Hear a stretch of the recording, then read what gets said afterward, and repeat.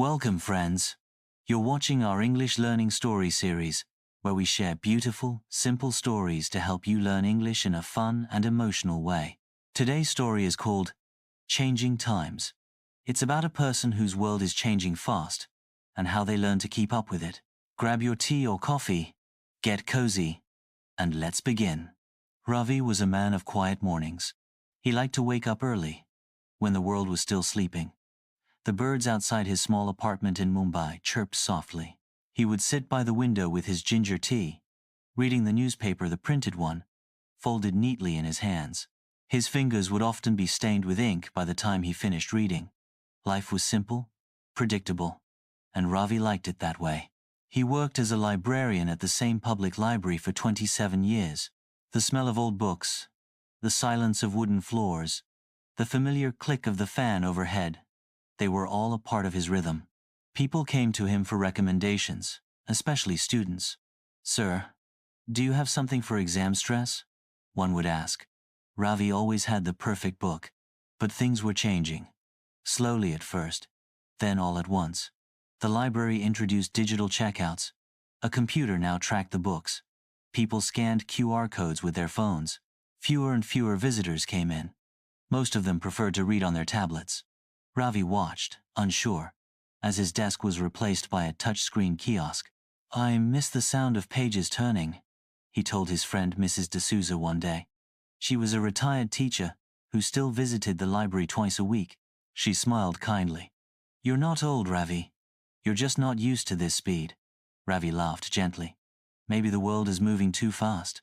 At home, things felt the same. But even there, the change had crept in. His niece, Mira, had come to stay with him for a few weeks. She was bright, full of energy, and always on her phone. She recorded little videos, edited them in minutes, and posted them online. She even showed Ravi how she ordered groceries using an app. "Uncle, you don't need to go to the market. See? Just tap and it's done." Ravi stared at the screen. So many options. So many buttons. He felt lost. He didn't like asking for help, but Mira made it look so easy. Still, he smiled and said, "I'll try tomorrow." But he didn't. That night, Ravi lay in bed, staring at the ceiling fan. The hum wasn't enough to distract him from the noise in his mind. Was he being left behind? Was there still a place for someone like him? Outside, the city buzzed with movement. Inside, Ravi felt stuck in time. He closed his eyes and tried to remember the smell of old books, the weight of newspapers, the calm of slow mornings. But even memories felt like they were fading.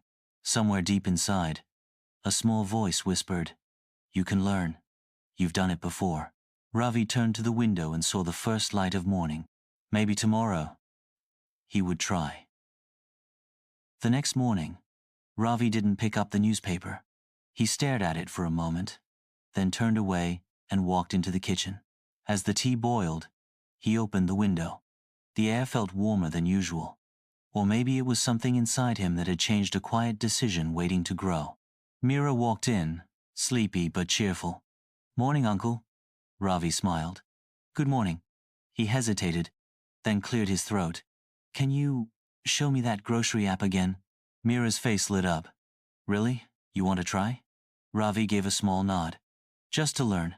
She brought her phone over, and they sat at the table. Her fingers moved quickly across the screen, but this time, she went slower. "Okay. First we search for what we want. What do you need?" "Tea leaves. Fresh ginger. Milk." "Perfect." Mira guided him as he typed. The letters felt strange under his fingers, not like a book or pen, but slowly, he began to understand. He placed the order. It was delivered 2 hours later. Ravi opened the bag like a child unwrapping a gift. "It worked," he whispered. Mira laughed. "Of course it did. You did it." That small moment ordering tea online gave Ravi something he hadn't felt in a long time: pride. At the library, changes continued. The shelves were thinner now, with more space for digital stations. Fewer people asked him for books. But one afternoon, something unexpected happened. A boy, maybe 10 years old, came in, holding a dusty old copy of The Adventures of Tom Sawyer.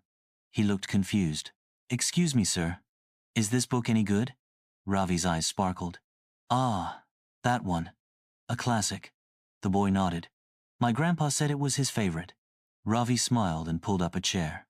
Then let me tell you why it's still a favorite. They sat for 10 minutes. Maybe more. Ravi told him about the river, the white fence, and Tom's mischievous grin. The boy listened, wide-eyed. Before leaving, he said, Books are cool. Ravi chuckled. Yes, they are.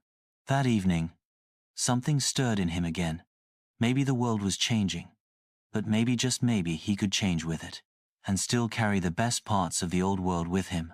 That night, he opened his laptop, a dusty, unused machine in the corner. He had avoided it for years, but today, he plugged it in. It took a while to start. The screen flickered, the fan made noise, but it worked. With Mira's help, he created an email. Then, a reading list on a free website for students. Then, he made his first short blog post, Books I Still Believe In. He stared at the screen, heart beating fast. It was out there now. His voice, his thoughts. He wasn't just catching up, he was joining in. Weeks passed, and Ravi's world kept changing, but now, he was changing with it. Every morning, he sat with his laptop, writing new blog posts about books, life, and learning. His words were simple, honest, and kind. Soon, students and readers from all over started leaving comments, thanking him for his stories. Ravi felt connected in a way he never had before. One day, the library invited him to give a small talk on reading in the digital age.